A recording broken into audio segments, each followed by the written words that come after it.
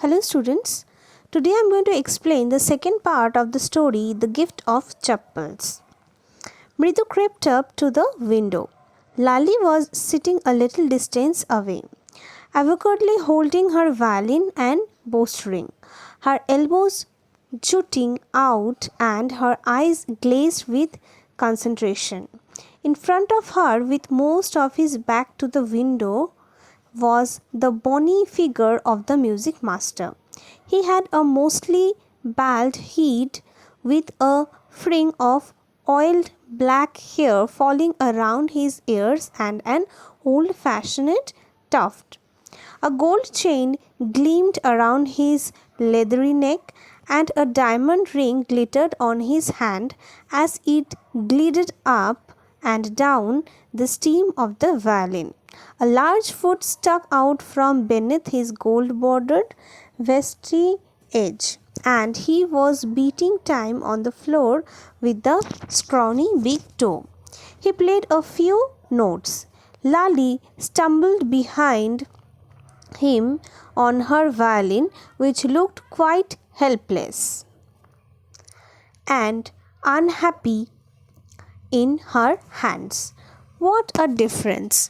The music master's notes seemed to float up and settle perfectly into the invisible tracks of the melody. It was like the wheels of a train fitting smoothly into the rails and whistling along.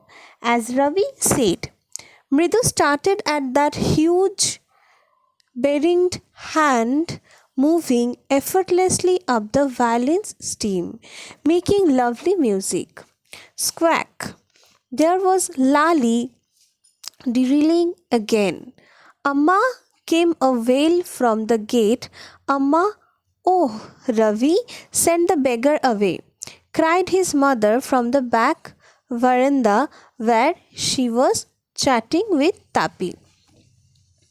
Okay, here is a scene that the three cousins were seeing. Lali was learning violin from her music master. So there is a small description about that picture, that from the window they were seeing them, that they're listening the Lali is getting listen, and Lali has to play the violin, and they were saw this. So suddenly Ravi sent there was a beggar came, and his mother said that Ravi sent the beggar. Amma said that, and Ravi sent the message to the beggar where Amma was talking with Tapi. He has been coming here every day for the past week, and it's time he found another house to beg from, Pati explained to Tapi. Pati said that from the last week he came here every day for beg there. So in this week he must find something new, some new houses to beg. Mridu and Meena followed Ravi out. The beggar was already in the garden, making himself quite at home. He had spread his upper cloth under the neem tree and was leaning against its trunk, apparently prepared to take a little snooze while he waited for the alms to appear. "Go away," said Ravi sternly. "My party says it's time you found another house to beg from." The beggar opened his eyes very wide and gazed at each of the children one by one. "The ladies of this house," he said at last in a voice choked with feeling, "are very kind souls. I have kept my body and soul together on their generosity for a whole week. I cannot believe that they would turn me away." He raised his voice. "Amma, Amma, oh!" Sad his will might be, but it certainly wasn't feeble. It began in a deep, strong rumble somewhere in his withered belly and came booming out of his mouth, with its few remaining teeth stained brown with betel chewing. Okay, here is a beggar who came in the house for a week and every day. So right now he had make himself comfortable in the under the tree because it was afternoon and it was so bright sun. He felt hot, and that's why he wants some food and some comfortable shelter.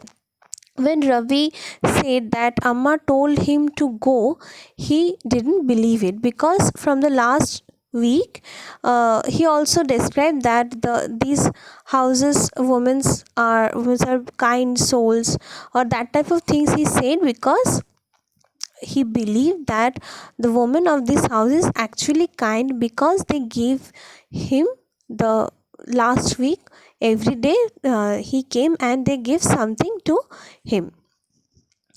Okay.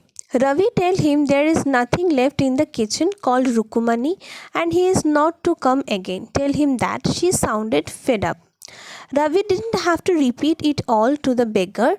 What his mother said had been easy for them all to hear. There under the neem tree, the beggar sat up and signed. I will go, he said wearily. Only let me have a rest here under this tree. The sun is too hot. The tar has melted on the road. My feet are already blistered. Okay, here the beggar said that he will go. Just he wanted to take some rest, and already the sun is so hot, and his feet are already blistered. Okay, he stretched out his feet to show large pink, peeling blister on the soles of his bare feet. It means his feet is he don't have any chappal or a shoe or a sandal. So in this hot situation, when he walked, he got the blistered on his feet. I suppose he doesn't have the money to buy chappals, Mridu whispered to Meena Ravi. Have you got an old pair in the house somewhere?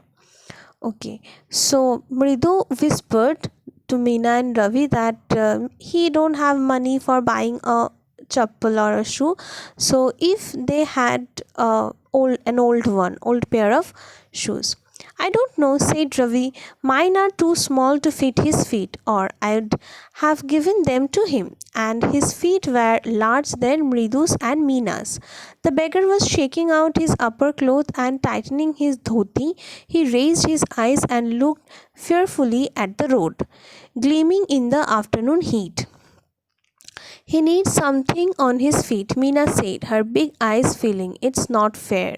Shh, said Ravi. I'm thinking about it, blubbering. It's not fair. It's not fair. It's not going to help. In 2 minutes, he'll be frying his feet on that road. What he needs is a pair of chappals. So, where do we get them? Come, let's search the house. He pushed Mridu and Meena into the house. Just as she stepped into the veranda, Mridu's eyes fell on the odd looking chappals she had noticed when she arrived. Ravi, she whispered to him, whose are those?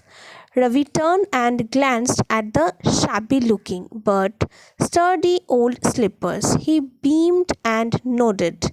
These are just the right size, he said. Picking them up, Mridu and Meena followed him nervously back into the garden. Okay, what the three children did? Ravi said that the beggar need a chappal. So he maybe gifted his but that was too small, and Meena's and Mridu's chappal are also very small at the size of the beggar. So what they did, they went to the house and started find out a chappal, and they saw an old but big chappal, and without thinking whose chappal that was, they took it and went to the beggar again into the garden. Okay. Here, said Ravi to the beggar, dropping the slippers in front of the old man. Wear these and don't come back. The beggar started at the slippers, hurriedly flung his towel over his shoulder, pushed his feet into them, and left, muttering a blessing to the children. In a minute, he had vanished around the corner of the street. The music master came out of the house and took an unappreciative, sorry, an took an unappreciative look at the three of them sitting quietly under the tree, playing marbles. Then he searched for his chappals in the veranda where he had put them. Okay, what happened there? The three children gave the chappals to the beggar and said, "Do not come here again." So the beggar wear those and left the place. At that time, the music master came out of the house and he was searching for his own chappal. "Lali," he called. After a few moments, she hurried up to him. "Have you seen my chappals, my dear? I remember having kept them here." Rabi, Mridu, and Meena silently watched Lali and the music master search every corner of the veranda. He screwed around, looking over the railing and crouching near the flower pots to look between them. "Brand new they were. I went all the way to Mount Road to buy them," he went on saying. "They cost a whole month's fees, do you know?" The master revealed that he didn't find his chappals, which were there on the veranda, and also he said he went the whole Mount Road to find it out, and the cost of the shoe is the 1 month's fees of him. Soon Lali went in to tell her mother. Rukumani appeared, looked harassed, with Pati following her. Where could they be? It's really quite upsetting to think someone might have stolen them. So many vendors come to the door. Worried Pati. Rukumani caught sight of Rabi, Mridu, and Meena sitting under the tree. "Have you children?" she began, and then, seeing they were curiously quiet, went to more slowly. "Seen anyone looking around the veranda?" A sharp V-shaped line had formed between her eyebrows. Another straight, tighter one appeared in place of her usually soft, pleasant mouth. Rukumani was angry, thought Mridu with a shiver.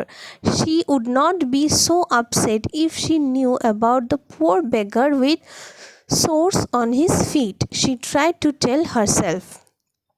Taking a deep breath, she cried, "Rukumani, there was a beggar here. Poor thing, he had such boils on his feet." Okay, Rukumani and Pati were there and they were really feeling upset for the master's shoes, and they thought there will be so many vendors who can stole the chappal. But they are also seeing the three children's, and they have started saying about the beggar and the shoe. "So," said Rukumani grimly, turning to Ravi, "you gave the music master's chappals to the old beggar who turns up here." "Children these days," groaned Pati. Groaned Pati. "Amma, didn't you tell me about Karna who gave away everything he had, even his gold earrings? He was so kind and generous." "Silly," snapped Rukumani. "Karna didn't give away other people's things. He only gave away his own." "But my chappals wouldn't have fitted the beggar's feet," Ravi rushed brashly on. "And Amma, if they did fit, would you really not have minded?"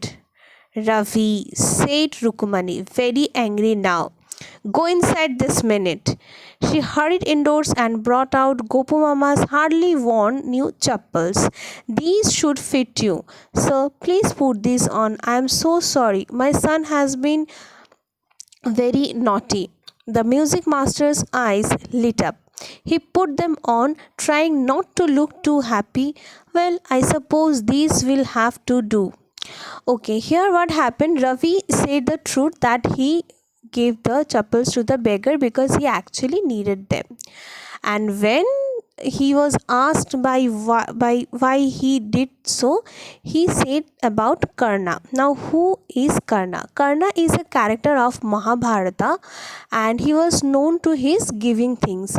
In his whole life, he always helped the poor, and he always gave everything of himself to the others. So Ravi here said about Karna, and his mother said that Karna always gave his own things. He never gave or matlab someone else's things to someone else. And Ravi was also right, because Ravi said that his chappals were not fitted to the beggar, so he did so. And their mother was also feeling very bad for the master, and they said sorry, and they give the Gopu mama's chapel to the master, and requested him to wear those chappals. These days children have no respect for elders. What to do? Hanuman incarnate. Only Rama can save such a naughty fellow. Rukkumani's eyes flashed. She didn't seem to like Ravi being called a monkey, even a holy monkey. She stood stiff and straight by the front door. It was clear she wanted him to leave quickly. When he had clattered off in his new chappals, she said, Mridu, come in and have some tiffin. Honestly, how do you children think of such things? Thank God your Gopu Mama does not wear his chappals to work.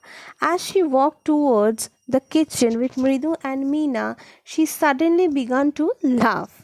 But he's always in such a hurry to throw off his shoes and socks and get into his chappals as soon as he comes home. What's your mama going to say this evening when I tell him I gave his chappals to the music master? Okay, here the last part that was said by mother, that what will be happen when their mama will come, and he came to know that his shoes were already given to the master. Okay, so the thing is, in the whole chapter we have seen the best thing, that three children helped poor a poor beggar. Okay, so learn the story properly. Thank you.